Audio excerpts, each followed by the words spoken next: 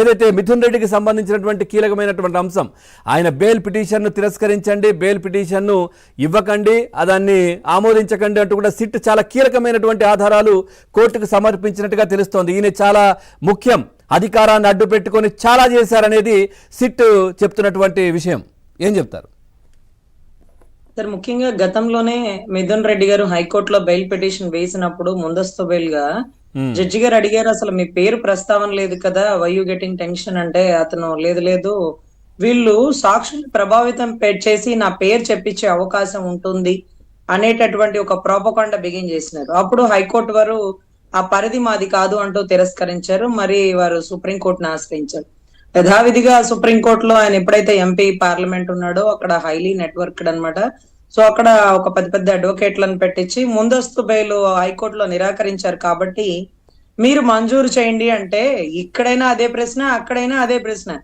మీ పేరు లేదు కదా, మీ పేరు లేనప్పుడు మరి అసలు ఎఫ్ఐఆర్ లో మన పేరు ప్రస్తావిస్తే A37 A38 A364 ఏదో ఒక మూల మన పేరుంటే దాన్ని అరెస్ట్ చేయకండి అని అడగచ్చు. అదొకటి మేడం, మీకు గుర్తుండే ఉంటుంది, ఈ మిథున్ రెడ్డికి సంబంధించి కసిరెడ్డికి సంబంధించి అప్పుడు అక్కడ అటెండ్ అయినటువంటి అడ్వకేట్స్, సీనియర్ అడ్వకేట్స్ చూసి ధర్మాసనం షాక్ అయిందంట. ఆపరేషన్ సింధూర్ బార్డర్ లో కూడా అంత అడావిడి లేదు, ఏంటి వీళ్ళిద్దరి కోసం ఇంత అడావిడి అని. సార్ మీరు డబ్బులు బెంగళూరులో పెట్టారా, అక్కడ పెట్టారా, ఇక్కడ పెట్టారా అని అడుగుతుంటే నాకు అదే ఆశ్చర్యం అవుతుంది. దేశాలు దాటి వెళ్ళిపోయిన డబ్బు, లేకపోతే ఢిల్లీలో పక్క పార్టీ నాయకులకి వీళ్ళకి ఎంత సన్నిహిత సంబంధాలంటే బినామీలు మన రాష్ట్రంలో మన భూములే అక్కర్లేదండి, కలకత్తాలో కొంటారు, తర్వాత అసలు మహారాష్ట్రలో కొంటారు, ఉత్తరప్రదేశ్ లో కొంటారు. ఇందులేదు అందులే సందేహం వలదు. ఎందెదు వెతికినా, ఏ రాష్ట్రంలో వెతికినా మన ఆంధ్ర రాష్ట్ర బినామీలు. అంత సంపద మన ఆంధ్ర రాష్ట్రంలో ఉందా అని మనం ఆశ్చర్యపోతాం. సో చాలా దారుణం ఏంటంటే పెద్ద పెద్ద కపిల్ సిబల్ లాంటి అడ్వకేట్లు, పక్క పార్టీలో ఉండే అడ్వకేట్లు కూడా అప్పుడప్పుడు మన ఆంధ్ర రాజకీయాలని కదిలిస్తుంటే ఆంధ్ర రాష్ట్ర రాజకీయాల్లో ఈ వ్యక్తి గురించి వీళ్ళకి ఎలా తెలుసా అనుకుంటాం. మన వైసీపీ నాయకులు ఉన్నటువంటి రాష్ట్రంలో సన్నిహిత సంబంధాలు అటువంటివండి. సో తెలంగాణ కాదు, ఆంధ్ర కాదు, సుప్రీంకోర్టు. సో సుప్రీంకోర్టులోని పెద్ద అడ్వకేట్లు అడిగింది ఏంటంటే మళ్ళీ అదే ప్రశ్న. ఆ ప్రశ్న అడిగినప్పుడు అతను చెప్పినాడు, ఖచ్చితంగా నా పేరు వచ్చేస్తుంది, నా పేరు తీసుకొచ్చేస్తారు. మీకేంటి అంత నమ్మకం?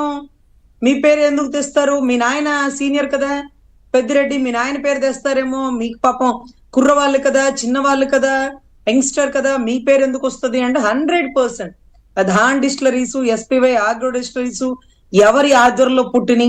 ఇప్పుడు దొంగ దొంగ పంచుకుంటే రాజ్యాలు ఏమైపోతాయి అన్నట్టుగా ఈ రోజు విజయసాయి రెడ్డి గారు వచ్చినప్పుడు ఇంకా ఈయనెందుకు రాలేదని అందరు వెయిట్ చేస్తున్నారు. రాజ్ కసిరెడ్డి గారు దొరకగానే ముందు ఇతనే దొరుకుతాడు అనుకున్నారు. కృష్ణమోహన్ రెడ్డి గారికి తెలుసు, ధనంజయ్ గారికి తెలుసు, ఈ డబ్బులంతా చక్కగా దేశాలు దాటి మళ్ళించడానికి ఈ టీమ్ మేనేజ్మెంట్ లో ప్రథమ పాత్ర ఇతనిదే ఉంది. ఎందుకంటే జగన్ రెడ్డి గారి పాపం చంటి బిడ్డ అవినాష్ అని గతంలో ఒకసారి మాట్లాడినారండి. మీకు వివేకానంద రెడ్డి గారి మర్డర్ కేసులో చాలా చంటి బిడ్డ అవినాష్ రెడ్డి అంటే స్కూల్కి వెళ్ళి చదువుకోమను, పక్కెళ్ళి ఆడుకోపో అని మనం అనుకునే వాళ్ళం. అదే రకంగా మళ్ళీ జగన్ రెడ్డి గారు మళ్ళీ ఒక చంటి బిడ్డని మిథున్ రెడ్డిని తెర మీదకి తీసుకొచ్చారు. చిన్నవాడు రాజకీయ నాయకుడు, అతన్ని ఎందుకు ఇలా ఇబ్బంది పెడతారు అనగానే ఎప్పుడైతే జగన్ గారు ఎవరి మీద అయితే అతిగా ప్రేమ చూపిస్తున్నారో వారు గజ దొంగ, దాంట్లో సందేహం లేదు. సో మిథున్ రెడ్డి గారి మీద ఆయన ప్రేమ ఎక్కువ వాత్సల్యం చూసేటప్పటికి జడ్జి గారికి కూడా డౌట్ వచ్చి ఉండాలి బహుశా, ఏంటబ్బా ఏం జరుగుతుంది అంటూ మరొక్కసారి నిరాకరించే ప్రయత్నం చేయబోతుంటగా లేదు లేదు ఈసారి ఖచ్చితంగా నా ప్రస్తావన వచ్చేస్తుంది, రాజ్ కసిరెడ్డి నోరు విప్పబోతున్నాడు, లేకపోతే గోవిందప్ప బాలాజీ నా పేరే చెప్తాడు అనుకున్న టైంలో సిట్ దర్యాప్తు వ్యవస్థ ఒక అద్భుతమైన రిపోర్ట్ పెట్టిందండి. ఆ అద్భుతమైన రిపోర్ట్ లో అందరికంటే హైలీ టాలెంటెడ్ ఇద్దరు, ఒకరు విజయసాయి రెడ్డి గారు, ఒకరు ఎవరైతే మిథున్ రెడ్డి గారు. వీరిద్దరు ఎవరి బలాబలాలు చూసుకొని ఈ లిక్కర్ పాలసీ రెడీ చేసినారు, లేకపోతే ఈ లిక్కర్ లో క్వాలిటీ లేని మంది ఏంటి, ఈ లిక్కర్ లో వచ్చే కమిషన్ ఇన్ని కోట్లు అయితే అస్సలు కుంభస్థలం ఇంకెంత ఉంది అనే దాంట్లో 3,200 కోట్లని మీరు చెప్తున్నారు, ఇంకా పైచులకు ఉందండి. సో వీటన్నిటికంటే సంబంధించి సిట్ మాత్రం ఈ బెయిల్ ని 100% నిరాకరిస్తూ లేదు లేదు రాబోయేది ఇతని పేరే, మీరు గనక దర్యాప్తులో ఇన్వాల్వ్ అయితే లేదు లేదు మీరు ముందస్తు బెయిల్ గనక అతనికి మంజూరు చేస్తే అతను దేశాలు దాటి వెళ్ళిపోయే అవకాశం ఉంది. అందున ఒక రాజకీయ నాయకుడు ఈ లిక్కర్ పాలసీలో ఉంటే ఖచ్చితంగా శిక్షార్హుడు, ఏదైనా కేజ్రీవాల్ కి మించినోడు కాదు. సో ఖచ్చితంగా దయచేసి సిట్ ని మీరు కోఆపరేట్ చేయండి అంటూ రైట్. సిట్ అధికారులు చాలా గొప్పగా అబ్జెక్షన్ పెట్టారండి. అబ్జెక్షన్ ఓవర్ రూల్ అయిపోయింది. సో 100% ముందస్తు బెయిల్ క్యాన్సిల్ అయిపోతుంది. సో ఇక మిథున్ రెడ్డి గారు ఇవాళ రేపో ఆయనైనా నోరు విప్పుతాడేమో చూద్దాం. ఏ 37 వరకు ఏ ఒక్కరు నోరు విప్పలేదు. రాజ్ కస్ రెడ్డి అయితే నోరు విప్పితే అదే ఆఖరి రోజు అన్నాడు. సిట్ కాదు, సిబిఐ కాదు, ఈడీ కాదు, ఎవరిని ఎలా పరిగెట్టిస్తారు ఆంధ్ర రాష్ట్ర రాజకీయాలంటే మరో బీహార్ లాగా కనిపించిందండి. ఇప్పుడు బీహార్ కూడా చక్కగా ఉంది, కానీ ఆంధ్ర రాష్ట్రం మాత్రం బీహార్ ని తలుచుకుంటూ ఉందేమో అనిపిస్తుందండి. మరి ఆయన తీసుకొచ్చింది ఈయనే కదా, ప్రశాంత్ కిషోర్ని తెచ్చి రాజకీయాలు చేసింది. 100% అండి. అసలు సుప్రీంకోర్టుకి ఆశ్చర్యం అవుతుంది. ఆంధ్ర రాష్ట్రంలో 100 కోట్ల స్కామ్ లోనే ఇంతమంది టకటకటకట అరెస్ట్ అయిపోయారు. రైట్. ఇక్కడ మాత్రం ఏం జరుగుతుంది, ఎప్పుడు ఎవరు అరెస్ట్ అవుతారు అనేది ఢిల్లీ దాకా తెలియట్లేదండి. ఢిల్లీని తలదన్నే రాజకీయాలు ఆంధ్ర రాష్ట్రంలో నడుస్తున్నాయండి. ఎప్పుడు ఢిల్లీని తలదన్నే రాజధానిగా ఆంధ్ర రాష్ట్రాన్ని మారుస్తానని చంద్రబాబు నాయుడు గారు చెప్తే మేము ఎదురు చూస్తూ ఉన్నాం. కానీ ఈయన ఢిల్లీని తలదన్నే రాజకీయాలు చేసి ఢిల్లీలో అద్భుతమైన బెయిల్స్ అన్ని ఆంధ్ర రాష్ట్రమేనండి. ఎక్కువ ఇన్కమ్ ఆంధ్ర రాష్ట్రం నుంచే జనరేట్ అవుతుందండి. సుప్రీంకోర్టుకి 5 కోట్లు ముకుల్ రోహిత్ గారు ఇలా వచ్చి అలా వెళ్తే ఇచ్చారు.